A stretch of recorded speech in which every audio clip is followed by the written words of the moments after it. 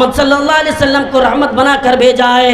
اے لوگو، محمد کے بارے میں ایسی باتیں نہ کرو، محمد کے بارے میں ایسی باتیں نہ بولو کہ محمد یعنی تم برباد ہو جاؤ، یعنی تم تباہ ہو جاؤ۔ محمد کے بارے میں ایسے جملہ اور ایسی باتیں کرو کہ تم کامیاب ہو جاؤ۔ اللہ کے نبی دیکھ رہے ہیں کیا کہ لوگ دین کی بات ماننے کے لیے تیار نہیں، پھر اللہ کے نبی نے ارادہ کیا کہ چلو اور کسی جگہ پر چلتے ہیں، یہاں کے آس پاس کے لوگوں کے پاس پہنچتے ہیں۔ پھر اللہ کے نبی طائف کی گلیوں میں جا کر، طائف کے سرزمین پر جا کر لوگوں کو بلایا۔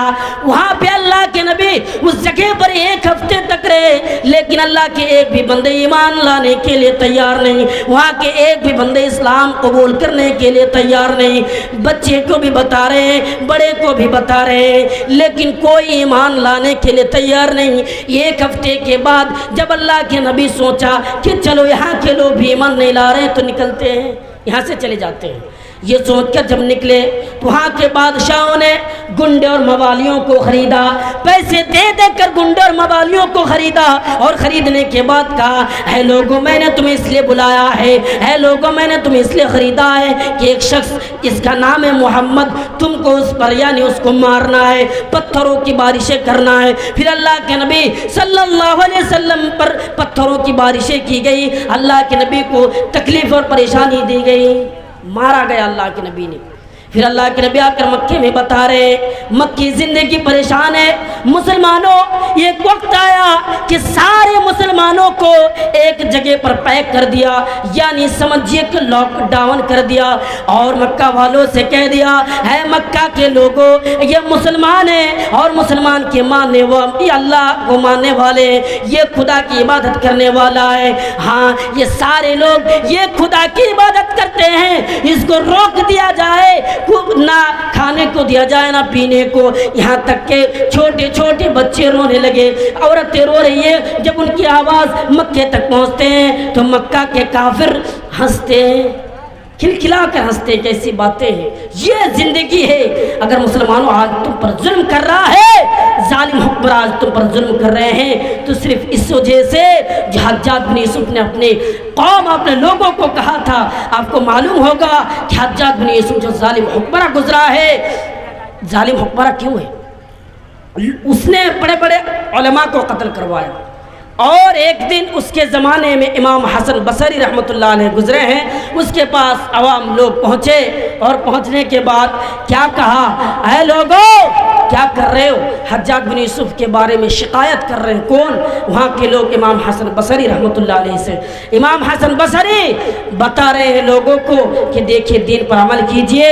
امام حسن بصری نے کہا ما جاء الحجاج الا بذنوبنا، اے لوگوں آج جو حجاج بن یوسف تم پر ظلم کر رہے ہیں صرف اس وجہ سے کہ تو نے دین کو چھوڑ دیا، تو نے نبی کے طریقے پر عمل کرنا چھوڑ دیا، تو نے رسول کے طریقے پر عمل نہیں کر رہے ہو، رسول نے جو دے دیا تو نے ان چیزوں کو اپنانا نہیں چاہا، پھر اللہ تعالیٰ نے تم کو برباد کر دیا، اور آج تم پر ظالم حکمراں مسلط ہے اور تم پر ظلم کر رہا ہے۔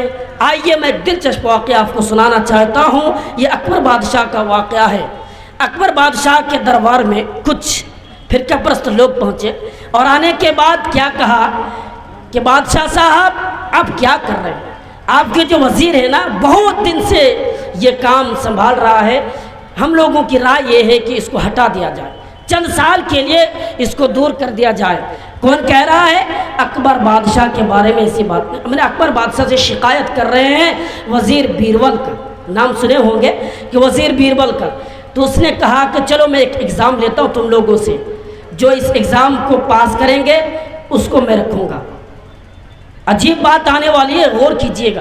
کیا کہا کہ میں تمہیں 3 پیسے دوں گا، 1 پیسے سے اب خریدنا اور یہ دوسرے پیسے سے تب خریدنا۔ اس کا مطلب ہے کہ دنیا کے لیے کچھ خریدنا اور تب آخرت کے لیے جب مرو گے قیامت کے دن کام آنے والا ہو، اور 1 پیسے تو برباد کر دینا چاہو۔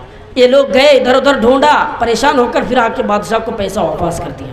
کیا بادشاہ صاحب لگتا ہے یہ چیز بازار میں نہیں ہے۔ پھر بیربل کو بلایا، وزیر کو بلایا، اور بلانے کے بعد کہا کہ جاؤ میں تمہیں پیسہ دے رہا ہوں اور تم نے تو سنا ہے، جاؤ یہ سامان خرید کر لاؤ۔ وہ چلے گئے اور بیربل نے وزیر نے کیا کیا، ایک تازی جلیبی کی دکان ہے، اس سے جلیبی خرید لی اور کھایا نہیں، تھیلے میں لے کر نکل پڑے، چلنے لگے۔ بس کیا کیا، وہ بازار میں چلنے لگے، جاتے جاتے دیکھا کہ ایک بڑھیا مانگ رہی ہے، وہ کہہ رہی ہے کہ کوئی ہے جو اللہ کے نام پر کچھ دے دے۔ وزیر نے ایک پیسہ جو تھیلا میں یعنی اپنے پاس لے کر جا رہے تھے اس کو دے دیا۔ اب دیکھ کر آگے چلنے لگے، ایک محفل سجی ہے، گانوں کا محفل، اور ایک پیسے سے اس نے جا کر گانے ناچ گانے میں مشغول رہے، برباد کر دیا۔ اب سارے لوگ دربار میں حاضر ہے، ایک بھی لوگ نہیں، سارے لوگ، ایک نہیں دو نہیں۔ اب کہنے لگا ایسا ایسا معاملہ ہے، میں نے تازہ جلیبی خرید کر لایا ہوں اس لیے کہ اب کام آئے، کیونکہ اس وقت کھانے کا کوئی کام نہیں آ رہا تھا، اس لیے میں نے تھیلے میں لے کر آ گیا ہوں، اور دوسرا پیسہ قیامت کے لیے میں نے کسی بڑھیا کو میں نے دان کر دیا کہ اب کام تو نہیں آنے والا ہے، مروں گا جب اللہ مجھ سے سوال کریں گے تب کام آنے والا ہے، اور ایک پیسہ میں نے برباد کر دیا۔ جب یہ بات سنی سارے لوگ وہاں سے اٹھ کر چلے جاتے ہیں۔ تو آج دیکھیے بادشاہ اور وزیر کو کیا کر رہے ہیں اور لوگوں کے اندر ہے۔ تو میں یہی بتانا چاہتا ہوں کہ آج کا حکومت اور اس وقت حکومت میں فرق ہے، کہ فرق اس بات کی ہے کہ آج جو حکومت کر رہے ہیں بس مسلمانوں کو فرقہ پرستوں میں بانٹنے کی کوشش کرتے ہیں، لیکن مسلمان نوجوانوں تمہیں کیا کرنا ہے؟ تمہیں ایمان کی طاقت کو بچانا ہے، ایمان کی پونجی تمہارے پاس ہے، جب تک تم ایمان کی پونجی کو نہیں سنبھالو گے تب اس وقت تک تم کامیاب نہیں ہو سکتے ہو، اس لیے ایمان کی پونجی کو بچانا ضروری ہے۔ یہی میں مکی زندگی میں آپ کو بتانا چاہتا تھا۔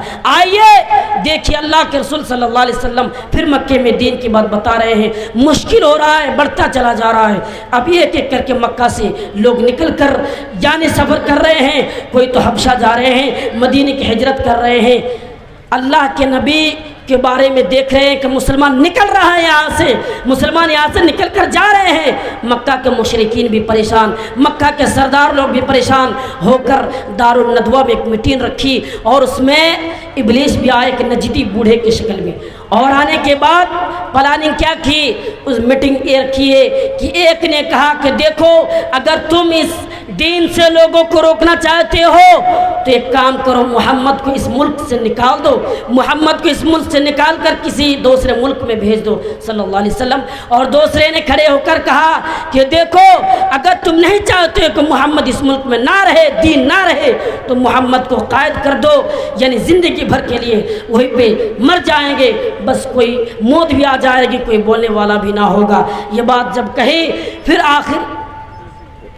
آخر میں یہ ہوئی کہ لوگوں نے طے کیا کہ چلو ایک کام کرتے ہیں، کہ محمد صلی اللہ علیہ وسلم کو ابو جہل نے کہا کہ میری رائے یہ ہے کہ محمد کو قتل کر دیتے ہیں۔ وہ نجدی بوڑھے کے شکل میں آئے ہوئے تھے، وہ کھڑے ہوتے ہیں اور کہتے ہیں یہی پرفیکٹ صحیح بات ہے، بالکل درست بات ہے، یہی کام کیا جائے۔ مکہ نے یہ پلاننگ کی، مکہ کے مشرکینوں نے پلاننگ کی، اللہ نے محمد کو خبر کیا صلی اللہ علیہ وسلم کہ نکلو، تمہاری قوم والے ایسی باتیں کر رہی ہے، نکل جاؤ، کیونکہ قتل کرنے والے ہیں۔ اللہ کے نبی سفر سے نکل جاتے ہیں، ہجرت کر لیتے ہیں، غار میں 3 دن تک ٹھہرتے ہیں، اس کے بعد پھر مدینے کی ہجرت کرتے ہیں۔ تم بتانے کا مقصد یہی ہے آج جو نبیوں کے بارے میں گالیاں دی جا رہی ہے، آج جو نبی کے بارے میں برا بھلا کہا جا رہا ہے، مسلمانوں صرف و صرف ایمان کی کمی ہے۔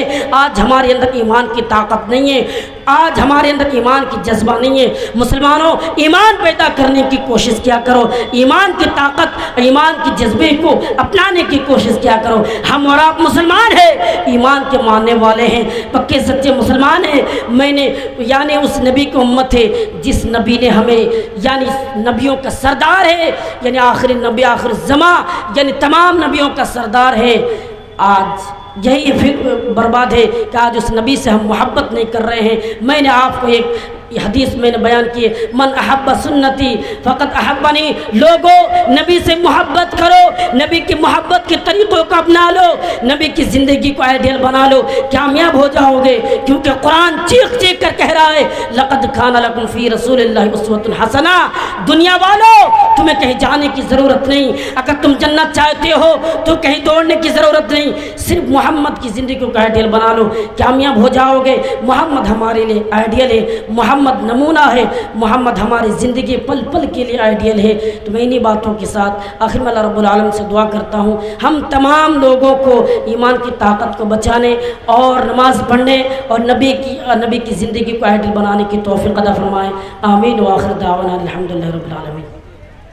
السلام علیکم۔ ماشاءاللہ، جزاک اللہ۔